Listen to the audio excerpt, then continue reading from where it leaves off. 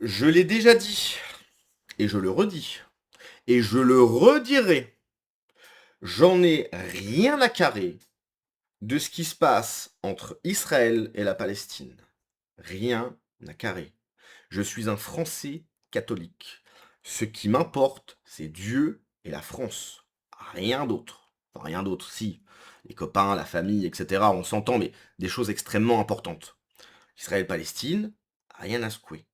Par contre, ce qui est intéressant dans cette vidéo, c'est de voir jusqu'où Jean-Luc Mélenchon est capable d'aller dans la dégueulasserie.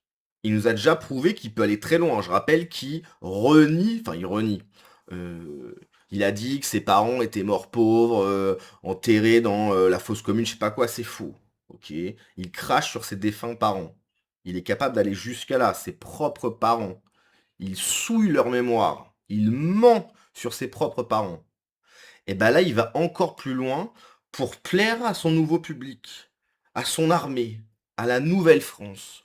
Donc je cite Marion Maréchal, faux pas de Jean-Luc, qui a oublié que Mélenchon était désormais en campagne et se laisse aller à non seulement remettre en cause le caractère terroriste du 7 octobre, mais en plus nous explique que capturer les civils, les femmes, tuer les enfants est une forme de résistance légitime. Jean-Luc Mélenchon n'a aucune limite. Aucune. Ok, il va aller jusqu'au bout. Il sait qu'il ne risque rien. Pas de procès, rien. Il est en roue libre totale. Ok. Je rappelle que si un membre du RN dit ça, bon, alors déjà Marine Le Pen, Jordan Bardella, bon, on fait en sorte que le député, le maire, je sais pas quoi, partent. Mais lui, Jean-Luc Mélenchon, c'est le chef.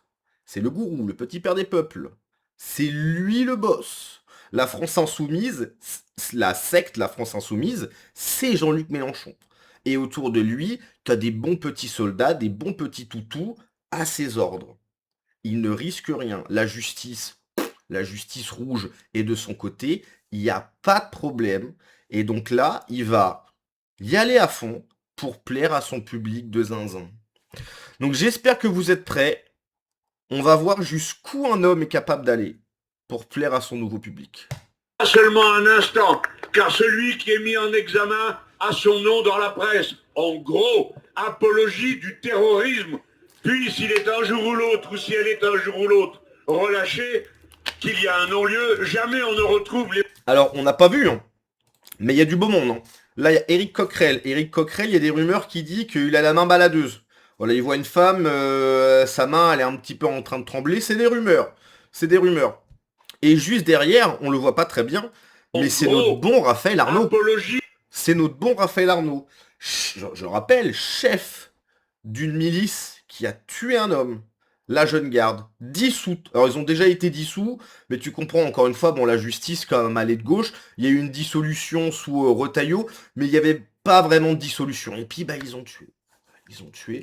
Donc son collaborateur parlementaire, Jacques-Élie Favreau, là il est encore en tôle ou je sais plus quoi là, je sais pas s'il est chez les flics ou quoi. Donc voilà, et le mec est là, pépouze, député, 7000 balles par mois, bref, la France insoumise. du terrorisme. Puis s'il est un jour ou l'autre, ou si elle est un jour ou l'autre relâchée, qu'il y a un non-lieu, jamais on ne retrouve les mêmes gros titres. Si bien que le tout venant, qui est assez stupide pour croire ce qui est écrit dans la presse, peut croire qu'en effet, eh bien, il y aurait parmi nous des gens qui se réjouiraient du terrorisme, à supposer que les actes dont on parle soient bien du terrorisme, car vous le savez comme moi, la question de la forme de la résistance que l'on oppose à une oppression et à une occupation, quelle que soit la vie qu'on puisse avoir entre nous et chacun pour soi, est une affaire qui se discute parce que le droit... Moi, je vous le dis, hein, à chaque fois je regarde qui est dans le public, que des blancs. C'est que des blancs. Cata, que des blancs. Que des traîtres, que des dhimis. Que des dhimis. International sur ce point permet que cela soit discuté. C'est la raison pour laquelle les nôtres ont toujours refusé de suivre les caractérisations qui nous étaient suggérées lorsque nous étions interrogés. Par respect pour cette possibilité que le droit ouvre, ce qui n'a jamais voulu dire que nous approuvions telle ou telle méthode de combat, notamment lorsqu'elle implique des civils qui sont sans défense. Mais la question n'est pas là. La question est la volonté de briser les gens les uns après les autres. C'est ces procès qui ont lieu. Et je me permets de vous dire la chose suivante.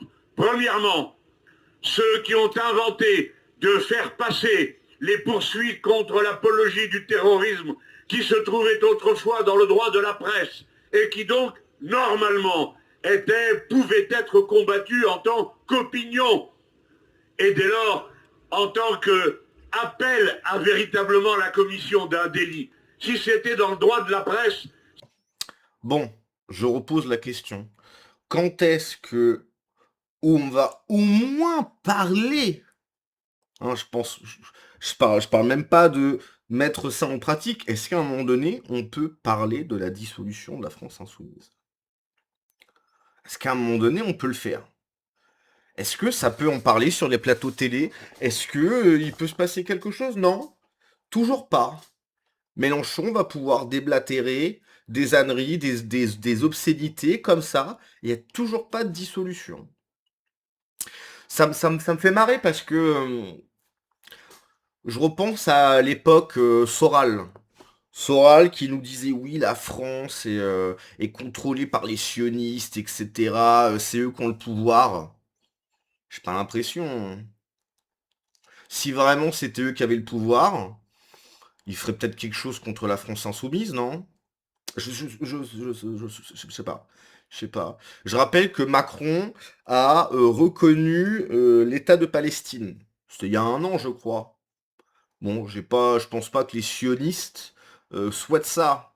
Macron a refusé de participer à la marche. Alors, moi je m'en fous, hein, mais juste je repense à toute cette mouvance d'il y a 10-15 ans, Soral, Dieudonné, etc., qui nous parlaient les sionistes, c'est eux qui ont le pouvoir, c'est les juifs, c'est les juifs, c'est les juifs.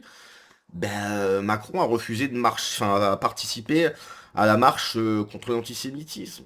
J'ai pas l'impression que les juifs, ils ont tant de pouvoir que ça, quoi.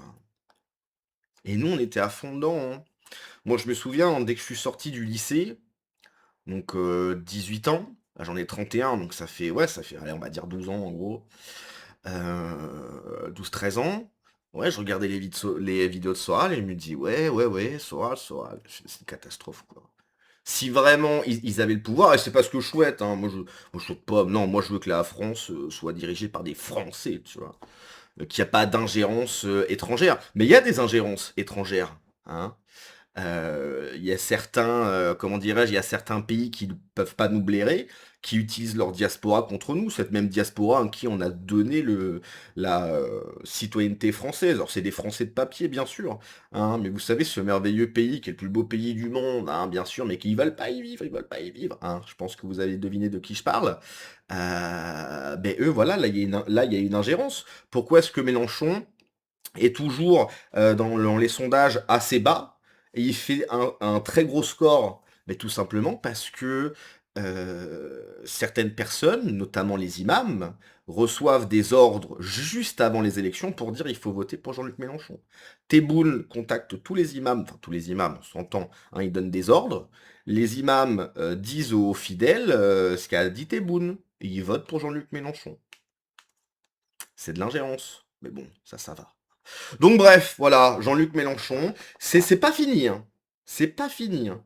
On est qu'en 2026. On est qu'en 2026. Quand on va arriver dans 2027, je sais plus c'est quand la présidentielle, attendez, on va regarder, je sais plus c'est quel mois. Là, ça va être quelque chose, hein.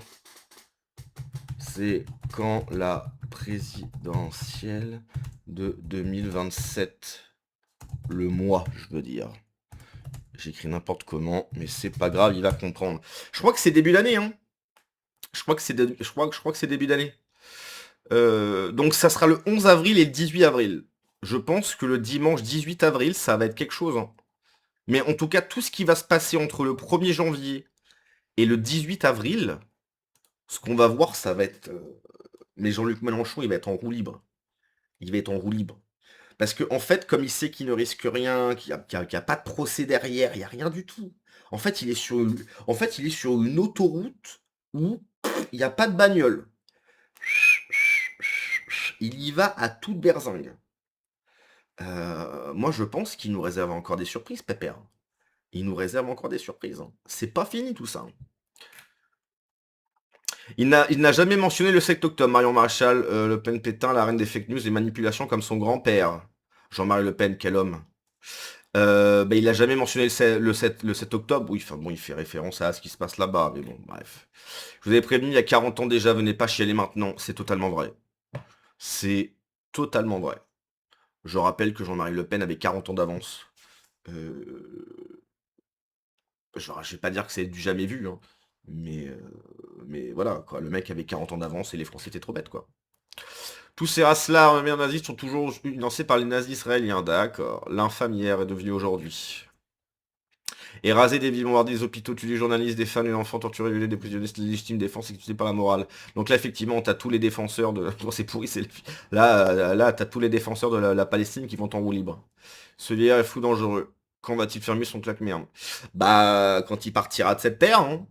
Parce qu'il va pas arrêter avant, hein. Mélenchon, 13%, programme LFI, fight, délinquance, criminalisée. Moi, ce qui me fait marrer, c'est que leur argument, c'est non, mais en fait, le programme économie de la LFI, ça a été validé par des économistes, des mecs sérieux, oui, des mecs de gauche. Donc, t'as des économistes de gauche qui disent oui, bah, c'est très bien. Comme si que les sociologues de gauche disaient la vérité, comme si qu'une personne de gauche disait la vérité. En fait, à partir du moment que la personne est de gauche, son cerveau est malade. Donc les informations qu'il va recevoir au niveau de la vue, de l'ouïe, etc., comme son cerveau est malade, l'interprétation va être catastrophique. Donc la personne soit tout ce que vous voulez, à partir du moment que la personne est de gauche, ce qui va sortir de sa bouche, c'est du caca. Okay. Donc faut pas l'écouter. De plus en plus lamentable, on notera que quelqu'une pancarte dressée à Lille en l'honneur de Quentin Desrang par quelques candidats devant un meeting à l'effet provoquant perquisition et garde à vue 48 heures. C'est totalement vrai, ça. Totalement vrai. Chez les filles, la paye est bonne. Oui, bon, ça va, il a un t-shirt Lacoste, faut pas abuser non plus. Les gars, ça va, il a un t-shirt Lacoste. Ouais, le bourgeois, ça va, faut pas abuser, c'est un t-shirt Lacoste, quoi. Oui, c'est un t-shirt qui va coûter un peu plus cher qu'un Domios ou je sais pas quoi. Ça, il y a un t-shirt Lacoste, on va pas dire. Moi, je veux bien hein, la meuf. Ben, je pense qu'on a tous vu cette fameuse image d'une meuf avec un Mac, un iPhone anticapitaliste, etc. Bon, ça c'est cocasse.